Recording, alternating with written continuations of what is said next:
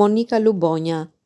Në filmin Përdhunuesit, buri më tha, s'le vend pa u puthur me ti më flokhon. Skenat e rënda të përdhunimit i kemi parë që në filmat shqiptar të pas viteve 90.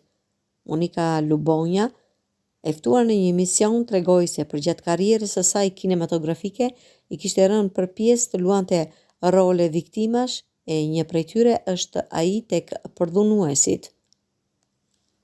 Unë isha e martuar në atë kohë dhe ideja ishte që do puthja në film ti më flokhon, mik familje, nuk ishte e lehtë. Plus që ishte edhe skena e përdhunimit me Sherimitën. Ai ishte shok me babain tim. Kur ishte dita e premierës, shkova me burrin dhe kisha merak për skenën e përdhunimit. Më kishin dalë sutjenat, këmbët, por janë ankth, ai i vrejtur, ndërkohë që në fund ai më tha, s'le vend pa e puthur ti më flokhon, aty u qetësova. Po aty në mësonin, ishin puthje prej koti, i thash. E lehtësuar që s'tha gjë për përdhunimin, tregoi Monika Lubonja për reagimin e ish bashkëshortit të saj.